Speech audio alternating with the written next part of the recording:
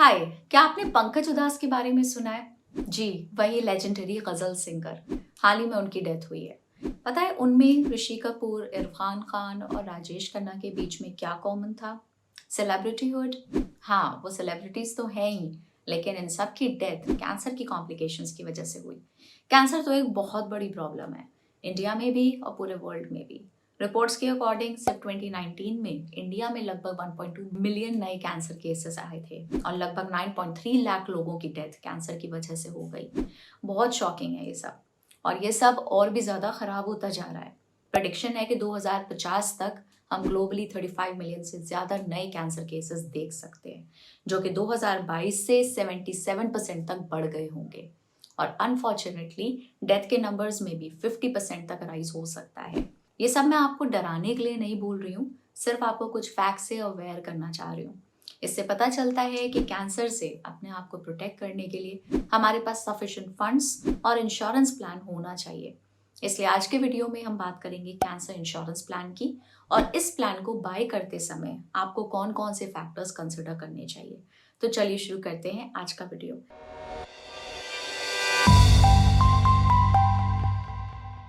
लेकिन आगे बढ़ने से पहले लाइक बटन को दबाना मत भूलिएगा और हमारे चैनल को सब्सक्राइब करें, ताकि हमारे सारे इन्फॉर्मेशनल कंटेंट पे आप अपडेटेड रह सकें। और याद रखिए, ये वीडियो सिर्फ एजुकेशनल पर्पसेस के लिए है और किसी भी तरह की कोई फाइनेंशियल एडवाइस या रिकमेंडेशन नहीं है। तो चलिए सबसे पहले जानते हैं कि कैंसर इंश्योरेंस प्लान क्या होता है और आपको इस प्लान की ज़रूरत क्यों है। कैंसर इंश्योरेंस प्लान एक स्पेशल टाइप का हेल्थ इंश्योरेंस है जो सिर्फ कैंसर केयर पे फोकस करता है। अगर आपको कैंसर डायग्नोस होता है तो ये प्लान आपको फाइनेंशियल प्रोटेक्शन देता है, जैसे कि हॉस्पिटलाइजेशन, सर्जरी, कीमोथेरेपी और रेडिएशन ट्रीटमेंट्स को कवर करा जाता है। इसके साथ वो प्रिस्क्रिप्शन ड्रग्स और नॉन मेडिकल खर्चे भी कवर करता है। चाहे कैंसर अर्ली स्टेज पे हो या एडवांस्ड, कैंसर इंश्योरेंस प्लान आपको कवर करता है। यूजुअली कैंसर डायग्नोस होने पर ये प्लान एक लमसम अमाउंट पे करता है। पर क्या आपको इस प्लान की ज़रूरत है?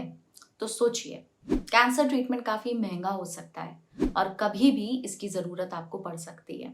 इंडिया में average cancer treatment cost around 5 lakh rupees है और मेजर सिटीज़ में एवरेज कॉस्ट कुछ इस तरह है। कैंसर इंश्योरेंस प्लान इन बड़े मेडिकल बिल्स को कवर करने में मदद करता है। ये हॉस्पिटलाइजेशन, मेडिकल ट्रीटमेंट्स और कैंसर के टाइम पे होने वाले नॉन मेडिकल खर्चों को भी कवर कर सकता है। तो शॉर्ट में कहें तो ये पीस ऑफ माइंड के लिए है। अब चलिए समझते हैं कि कैंसर इंश्योरेंस प्लान लेने से पहले कौन कौन से फैक्टर्स आपको कंसिडर करने चाहिए। एक कैंसर प्लान बाय करने से पहले बहुत से फैक्टर्स कंसिडर करने चाहिए। आज मैं आपको उनमें से कुछ 7 इंपॉर्टेंट फैक्टर्स बताने वाली हूँ। सबसे पहले बात करते हैं कवरेज स्कोप और अमाउंट की। जब आप कैंसर इंश्योरेंस प्लान चूज कर रहे हो, ध्यान से देखो कि प्लान में क्या क्या कवर्ड है। ये जरूरी है कि प्लान में अलग अलग तरह के कैंसर स्टेजेस और ट्रीटमेंट्स इंक्लूडेड हों। अर्ली चेकअप्स, टेस्ट और फॉलोअप केयर के लिए भी ऑप्शंस देखिए। ऐसा प्लान चूज करिए जो आपकी ज़रूरतों के हिसाब से फ्लेक्सिबल हो। अगर आपको पहले हेल्थ इश्यूज रहे हैं तो एक कॉम्प्रिहेंसिव हेल्थ इंश्योरेंस प्लान लेना समझदारी होगी। आपको ऐसा प्लान चाहिए जो हॉस्पिटलाइजेशन, प्री और पोस्ट हॉस्पिटलाइजेशन और क्रिटिकल इलनेसेस के खर्चे को कवर करे। कैंसर ट्रीटमेंट की बात करें तो आप चाहेंगे कि आपका प्लान सब कुछ कवर करे, सर्जरी से लेके कीमोथेरेपी, रेडिएशन और ज़रूरी दवाइयों तक। और हाँ, एक्स्ट्रा चीज़ों का भी ध्यान रखिए, जैसे घर पे ट्रीटमेंट या एम्बुलेंस चार्जेस। कुछ प्लान्स तो नए ट्रीटमेंट्स जैसे ओरल कीमो या रोबोटिक सर्जरी के लिए भी पेमेंट करते हैं। बॉटम लाइन ये है कि कैंसर ट्रीटमेंट का खर्चा बहुत होता है, इसलिए अभी ज़्यादा कवरेज लेना इम्पोर्टेंट है, बाद में पैसों की चिंता करने से। थोड़ा ज़्यादा पे करके बेटर कवरेज लेना आपके सुकून के लिए वर्थ है। अब दूसरा फैक्टर है waiting period and survival period. जब आप एक हेल्थ इंश्योरेंस पॉलिसी लेते हैं तो एक वेटिंग पीरियड होता है। ये एक डिफाइंड समय होता है जिसमें अगर आपको कुछ प्री डिफाइंड कंडीशन डायग्नोस होती है तो आप क्लेम नहीं कर सकते। वेटिंग पीरियड पॉलिसी और इंश्योरेंस कंपनी के हिसाब से अलग अलग हो सकता है। यूजुअली वेटिंग पीरियड कुछ महीनों से लेके साल तक एक्सटेंड हो सकते हैं। अपनी पॉलिसी में वेटिंग पीरियड जानना स्मार्ट मूव है। अगर ये कम है तो ज़रूरत पड़ने पर आप जल्दी बेनिफिट्स ले सकते हैं। कुछ पॉलिसीज़ में सर्वाइवल पीरियड क्लॉज भी होता है। इसका मतलब है कि डायग्नोसिस के बाद आपको कुछ निर्धारित दिन जीना ज़रूरी है तब जाके इंश्योरेंस कंपनी पेमेंट करती है। इसको जानना इम्पोर्टेंट है क्योंकि अगर आप इस रिक्वायरमेंट को पूरा नहीं करते तो आपको कवरेज नहीं मिलेगी। तो आसान शब्दों में एक ऐसी पॉलिसी देखिए जिसका वेटिंग पीरियड कम हो और सर्वाइवल पीरियड को समझो ताकि ज़रूरत पड़ने पर आप बेनिफिट्स का इस्तेमाल कर सकें। अब थर्ड फैक्टर है पॉलिसी लिमिट्स एंड एक्सक्लूजन्स। कभी कभी इंश्योरेंस कंपनीज एक लिमिट सेट कर देती हैं कि वो कैंसर ट्रीटमेंट के लिए कितना पेमेंट करेंगी। मान लीजिए आपकी critical illness policy 30 lakh rupees की है, लेकिन कंपनी कैंसर ट्रीटमेंट के लिए सिर्फ 7 लाख रुपीस तक ही पेमेंट करेगी। इसके अलावा पॉलिसी में जो एक्सक्लूजन्स होते हैं उन पर भी गौर करना बहुत ज़रूरी है। ये वो कंडीशंस होती हैं जो इंश्योरेंस कंपनी कवर नहीं करती। ध्यान रखिए कि इस लिस्ट में कैंसर ना हो। और हाँ, कुछ पॉलिसीज कुछ खास टाइप्स या स्टेजेस के कैंसर को कवर नहीं करती, तो वो भी चेक करना ज़रूरी है। तो सिंपल वर्ड्स में, जब आप कैंसर के लिए पॉलिसी चूज कर रहे हो तो ये कंफर्म करिए कि कोई लिमिट्स ना हो और एक्सक्लूजन्स को भी डबल चेक करिए।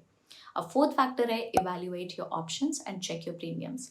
आजकल आपके पास बहुत सारे ऑप्शंस हैं क्रिटिकल इलनेसेस से प्रोटेक्शन के लिए। पहले डिसाइड करिए कि आपको अलग से कैंसर इंश्योरेंस लेना है या अपने एग्जिस्टिंग हेल्थ इंश्योरेंस पॉलिसी में एज एन एड ऑन लेना है। अगर पूरी फैमिली के लिए कवरेज चाहिए तो अलग से कैंसर इंश्योरेंस प्लान लेना ज़्यादा बेहतर होगा। इससे आप ज़्यादा कवरेज अमाउंट चूज कर सकते हैं। लेकिन अगर सिर्फ आपके लिए ही इंश्योरेंस चाहिए तो अपने करंट हेल्थ इंश्योरेंस प्लान में इसे एड ऑन के रूप में लेना भी एक अच्छा ऑप्शन हो सकता है। और हाँ, प्रीमियम जो कि रेगुलर पेमेंट होती है, उसका ध्यान रखिए कि वो आपके बजट में फिट बैठता हो। अपनी एज, हेल्थ और फैमिली के हेल्थ हिस्ट्री को कंसिडर करिए क्योंकि ये प्रीमियम कॉस्ट को अफेक्ट कर सकते हैं। अलग अलग प्लान्स को कंपेयर करिए और देखिए कि कौन सा प्लान आपको कवरेज और कॉस्ट के हिसाब से बेस्ट वैल्यू दे रहा है। पर प्रीमियम कितना हो सकता है, यही सोच रहे होंगे आप। जैसे कि हमने बात की, अलग अलग प्लान्स के लिए डिफरेंट हो सकता है। मान लीजिए आप 36 ईयर्स के हैं और आपने LIC का कैंसर कवर प्लान ऑप्ट किया है। आपका सम अश्योर्ड 50 लाख रुपीस का है और पॉलिसी टर्म 15 ईयर्स की। तो आपका एनुअल प्रीमियम कुछ अराउंड 9,602 रुपीस का हो सकता है। अब नेक्स्ट फैक्टर है को पेमेंट क्लॉज। को पेमेंट मतलब हॉस्पिटल बिल का बंटवारा। अगर आपके हेल्थ इंश्योरेंस प्लान में कैंसर ट्रीटमेंट के लिए को पेमेंट इंक्लूडेड है तो इसका मतलब है कि जब बिल आएगा तो आप और इंश्योरेंस कंपनी दोनों बिल के कुछ हिस्से पे करेंगे। प्लान में ये स्पेसिफाई होगा कि आपको कितना पे करना है, जैसे शायद टोटल मेडिकल कॉस्ट का 20% और बाकी का इंश्योरेंस कंपनी कवर करेगी। तो याद रखिए, अगर आप को पेमेंट वाला प्लान चूज करते हैं तो आपको हर बार हॉस्पिटल बिल का एक हिस्सा देना पड़ेगा। आई होप आपको अभी तक सारे फैक्टर्स अच्छे से समझ में आ रहे होंगे। मैं आपको फिर से याद दिला दूं कि ये वीडियो सिर्फ एजुकेशनल पर्पस के लिए है, किसी भी तरह की कोई फाइनेंशियल एडवाइस या रिकमेंडेशन नहीं है। अब आते हैं हमारे सिक्स्थ फैक्टर पे, जो कि है benefit versus indemnity. Cancer insurance plan choose करते वक्त बेनिफिट और इंडेमनिटी पॉलिसीज के बीच के फर्क को समझना बहुत ज़रूरी है क्योंकि ये तय करते हैं कि आपको फाइनेंशियल सपोर्ट कैसे और कब मिलेगा। तो बेनिफिट पॉलिसी के साथ अगर आपको कैंसर डायग्नोस होता है और आप सर्वाइवल पीरियड को पार कर लेते हैं तो आपको एक स्पेसिफाइड अमाउंट मिलेगा, चाहे आपके ट्रीटमेंट का खर्चा कितना भी हो। ये गारंटीड लमसम पेमेंट की तरह होता है। दूसरी तरफ इंडेमनिटी पॉलिसी एक वेटिंग पीरियड के बाद आपको आपके कैंसर ट्रीटमेंट के एक्चुअल एक्सपेंस के लिए रिम्बर्स करती है, एक प्री डिफाइंड लिमिट तक। तो इन दोनों प्लान्स में से एक को चुनने के लिए आपको इनके बीच का डिफरेंस पता होना चाहिए, जिससे आप अपने फाइनेंसेस को अच्छे से हैंडल कर सकें। अब आते हैं अपने लास्ट फैक्टर पे, ट्रायल एक्सपेरिमेंटल ट्रीटमेंट्स। जब आप हेल्थ इंश्योरेंस प्लान खास तौर पे कैंसर के लिए चूज कर रहे हो तो नए और एडवांस ट्रीटमेंट्स के कवरेज को कंसिडर करना बहुत ही क्रूशियल है। कैंसर ट्रीटमेंट की फील्ड तेजी से इवॉल्व हो रही है, नए थेरेपीज डेवलप किए जा रहे हैं जो बेहतर आउटकम्स दे सकते हैं। इसलिए आपको ऐसा प्लान चाहिए जो इन चेंजेस के साथ अपडेटेड रहे और सबसे लेटेस्ट और बेस्ट ट्रीटमेंट्स को कवर करे। तो ये था हमारा आज का वीडियो जहां हमने बात की कैंसर इंश्योरेंस प्लान के बारे में।